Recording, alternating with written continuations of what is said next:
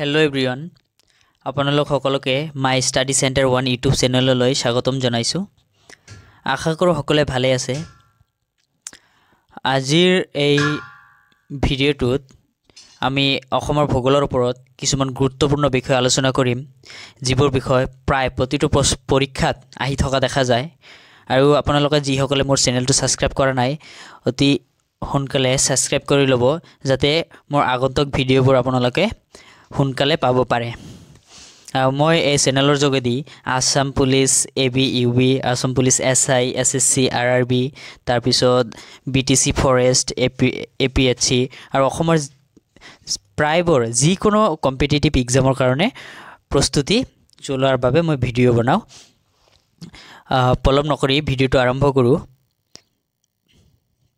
তো আজিৰ ভিডিঅ'টোৰ প্ৰথমটো প্ৰশ্ন হ'ল, which place is non as the heart of Assamese neo-Vaishnavic culture?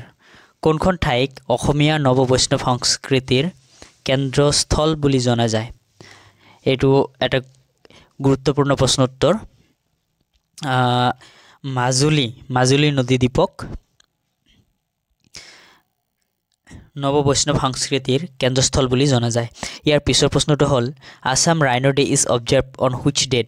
Assam গড় দিৱস কেতিয়া উদযাপন কৰা হয়? অসম গড় দিৱস 22 ছেপ্টেম্বৰ তাৰিখে উদযাপন কৰা হয়। মনত ৰাখিব, অসম গড় দিৱস 22 ছেপ্টেম্বৰ তাৰিখে উদযাপন কৰা হয়। ইয়াৰ পিছৰ প্ৰশ্নটো হ'ল, the percentage of population living in rural areas of Assam according to 2011 census age. 2011 চনৰ লোকপেল অনুসৰি গাঁও অঞ্চলত বসবাস কৰা মানুহৰ শতকৰা হাৰ কিমান? 2011 চনৰ চেঞ্চাছ অনুসৰি গাঁও অঞ্চলত বসবাস কৰা মানুহৰ শতকৰা হাৰ হ'ল 86%। ইয়াৰ পিছৰ প্ৰশ্নটো হ'ল, the লিটাৰেচি rate of Assam according to 2011 census. 2011 চনৰ লোকপিয়ল অনুসৰি অসমৰ সাক্ষৰতাৰ হাৰ কিমান? 2011 চনৰ লোকপিয়ল অনুসৰি অসমৰ সাক্ষৰতাৰ হাৰ হ'ল 72.19%। ইয়াৰ পিছৰ প্ৰশ্নটো হ'ল, female literacy in Assam as per the census data 2011। 2011 চনৰ লোকপিয়ল অনুসৰি অসমৰ মহিলাৰ সাক্ষৰতাৰ হাৰ কিমান? 2011 চনৰ লোকপিয়ল অনুসৰি অসমৰ মহিলাৰ সাক্ষৰতাৰ হাৰ হ'ল 66.27%। ইয়াৰ পিছৰ প্ৰশ্নটো হ'ল, in India how much area is approximately covered by national park? ভাৰতবৰ্ষৰ আনুমানিক কিমান শতাংশ মাটিকালি ৰাষ্ট্ৰীয় উদ্যানসমূহে আগুৰি আছে? ভাৰতবৰ্ষত 1.33% মাটিকালি ৰাষ্ট্ৰীয় উদ্যানসমূহে আগুৰি আছে। মনত ৰাখিব। ইয়াৰ পিছৰ প্ৰশ্নটো হ'ল, with respect to the number of national parks in the state Assam rank among the state of India each. এখন ৰাজ্যত থকা ৰাষ্ট্ৰীয় উদ্যানসমূহৰ হিচাপত ভাৰতৰ ৰাজ্যসমূহৰ ভিতৰত অসমৰ স্থান কিমান? ৰাষ্ট্ৰীয় উদ্যানসমূহৰ ক্ষেত্ৰত ভাৰতৰ ভিতৰত থকা অসমৰ স্থান কিমান? অসমৰ স্থান হ'ল থাৰ্ড, তৃতীয় নম্বৰ স্থান আছে ৰাষ্ট্ৰীয় উদ্যানৰ ক্ষেত্ৰত। ভাৰতৰ ভিতৰত অসমৰ স্থান তৃতীয়। ইয়াৰ পিছৰ প্ৰশ্নটো হ'ল, Lokpriya Gopinath Bordoloi international airport was established in the year. Lokpriya Gopinath Bordoloi আন্তৰ্জাতিক বিমানবন্দৰটো স্থাপন কৰা হৈছিল 1958 চনত। 1958ত লোকপ্ৰিয় গোপীনাথ বৰদলৈ আন্তৰ্জাতিক বিমানবন্দৰটো স্থাপন কৰা হৈছিল। ইয়াৰ পিছৰ প্ৰশ্নটো হ'ল, Marat Longri wildlife sanctuary is located in. Marat Longri অভয়াৰণ্যখন অসমৰ কোনখন জিলাত অৱস্থিত? কাৰ্বি আংলং জিলাত। মনত ৰাখিব, মাৰাত লংগিৰি অভয়াৰণ্যখন অসমৰ কাৰ্বি আংলং জিলাত অৱস্থিত। ইয়াৰ পিছৰ প্ৰশ্নটো হ'ল, in which district of Assam Numaligarh refinery is situated? এইটো মনত ৰাখিব, নুমলীগড় তেল শোধনাগাৰ অসমৰ কোনখন জিলাত অৱস্থিত? নুমলীগড় তেল শোধনাগাৰ অসমৰ গোলাঘাট জিলাত অৱস্থিত। মনত ৰাখিব। ইয়াৰ পিছৰ প্ৰশ্নটো হ'ল, which two places have been connected by Bhupen Hazarika সেতু? ভূপেন হাজৰিকা সেতুৱে কোনখন ঠাইক সংলগ্ন কৰিছে? এই প্ৰশ্নটো মই আগৰ এটা ভিডিঅ'ত আলোচনা কৰিছিলোঁ যে ভূপেন হাজৰিকা সেতু, এইটোক ধলা শদিয়া সেতু নামেৰেও জনা যায়। এই সেতুখনে ধলা আৰু শদিয়া নামৰ ঠাই দুখনক সংলগ্ন কৰিছিলে। এইটো এটা ইম্পৰ্টেণ্ট প্ৰশ্ন হয়। আৰু ইয়াৰ পিছৰ প্ৰশ্নটো হ'ল, Arunachal Pradesh share how many kilometre border with Assam? Arunachal প্ৰদেশে অসমৰ সৈতে কিমান কিলোমিটাৰ সীমা ভাগ বতৰা কৰে? অৰুণাচল প্ৰদেশে অসমৰ সৈতে 804.1 কিলোমিটাৰ সীমা ভাগ বতৰা কৰে। মনত ৰাখিব, 804.1 কিলোমিটাৰ সীমা ভাগ বতৰা কৰে অৰুণাচল প্ৰদেশে অসমৰ লগত ইয়াৰ পিছৰ প্ৰশ্নটো হ'ল who among the following is known as the forest man of India ভাৰতৰ অৰণ্য মানৱ বুলি কাক জনা যায় এইটো বহুত ইম্পৰ্টেণ্ট প্ৰশ্ন হয় মনত ৰাখিব আপোনালোকে ভাৰতবৰ্ষত অৰণ্য মানৱ বুলি যাদৱ পায়েঙক জনা যায় যাদৱ পায়েঙক অৰণ্য মানৱ বুলি জনা যায় ইয়াৰ পিছৰ প্ৰশ্নটো হ'ল how many district of Assam share international border with Bhutan অসমৰ কিমানখন জিলাই ভূটানৰ লগত আন্তঃৰাষ্ট্ৰীয় সীমা ৰেখাৰ ভাগ বতৰা কৰে 5খন জিলাই অসমৰ 5খন জিলাই ভূটানৰ লগত আন্তঃৰাষ্ট্ৰীয় সীমাৰ ভাগ বতৰা কৰে মনত ৰাখিব ইয়াৰ পিছৰ প্ৰশ্নটো হ'ল Assam share its longest boundary with which of the following Indian state অসমে ভাৰতৰ কোনখন ৰাজ্যৰ সৈতে আটাইতকৈ দীঘল সীমাৰেখা ভাগ বতৰা কৰে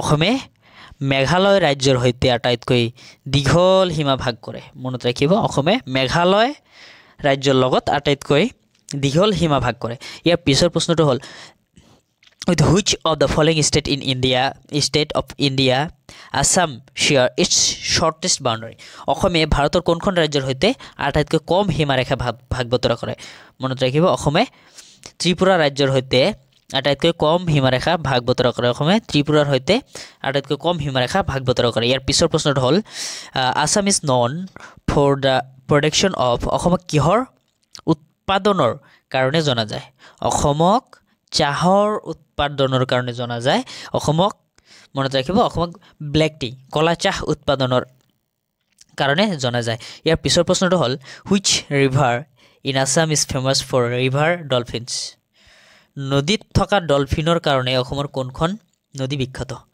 কুলসী নদী কুলসী মনত ৰাখিব কুলসী নদীখন হ'ল নদীত থকা ডলফিনৰ কাৰণে বিখ্যাত ইয়াৰ পিছৰ প্ৰশ্নটো হ'ল pink granite has been discovered in which hill of Goalpara district গোলাপী গ্ৰেনাইট গোৱালপাৰা জিলাৰ কোনখন পাহাৰত আৱিষ্কাৰ কৰা হৈছিল মনত ৰাখিব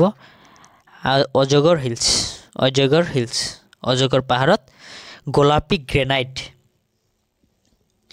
আৱিষ্কাৰ কৰা হৈছিল ইয়াৰ পিছৰ প্ৰশ্নটো হ'ল which is the 7th national park of Assam in Assam অসমৰ 7খন ৰাষ্ট্ৰীয় উদ্যানখনৰ নাম কি মানে দিহিং পাটকাই নেশ্যনেল পাৰ্ক অসমৰ 7 নম্বৰ ৰাষ্ট্ৰীয় উদ্যানখনৰ নাম হ'ল দিহিং পাটকাই ৰাষ্ট্ৰীয় উদ্যান ইয়াৰ পিছৰ প্ৰশ্নটো হ'ল how many oil refiners are there in Assam অসমত কেইখন তেল শোধনাগাৰ আছে 4টা মনত ৰাখিব অসমত 4টা তেল শোধনাগাৰ আছে ইয়াৰ পিছৰ প্ৰশ্নটো হ'ল which is the highest peak of the Barail range Barail পৰ্বতশ্ৰেণীৰ আটাইতকৈ ওখ শৃংগটোৰ নাম কি বৰাইল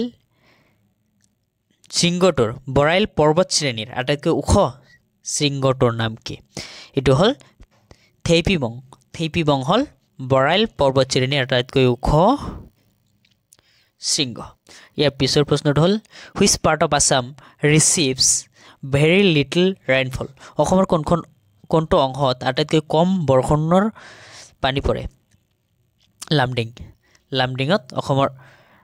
লামডিঙত আটাইতকৈ কম বৰষুণৰ পানী পৰে মনত ৰাখিব লামডিঙত ইয়াৰ পিছৰ প্ৰশ্নটো হ'ল which is the last north bank tributary of Brahmaputra within Assam অসমৰ ভিতৰত উত্তৰ ফালে বৈ যোৱা ব্ৰহ্মপুত্ৰৰ শেষৰখন উপনদী কোনখন হনকখ মনত ৰাখিব অসমৰ উত্তৰ ফালে বৈ যোৱা ব্ৰহ্মপুত্ৰৰ শেষৰখন উপনদী হ'ল হনকখ ইয়াৰ পিছৰ প্ৰশ্নটো হ'ল which tributary of Brahmaputra is the largest অসমৰ ব্ৰহ্মপুত্ৰৰ আটাইতকৈ দীঘল উপনদীখনৰ নাম কি ব্ৰহ্মপুত্ৰৰ আটাইতকৈ দীঘল উপনদীখনৰ নাম হ'ল সোৱণশিৰি মনত ৰাখিব ব্ৰহ্মপুত্ৰৰ আটাইতকৈ দীঘল উপনদীখনৰ নাম হ'ল সোৱণশিৰি ইয়াৰ পিছৰ প্ৰশ্নটো হ'ল which of the following is the 35th district of Assam অসমৰ 35তম জিলাখনৰ নাম কি অসমৰ 35তম জিলাখনৰ নাম হ'ল তামুলপুৰ মনত ৰাখিব অসমৰ 35তম জিলাখনৰ নাম হ'ল তামুলপুৰ তো আজিৰ ভিডিঅ'টোত এইখিনি আছিলে আশা কৰোঁ সকলোৱে ভিডিঅ'টো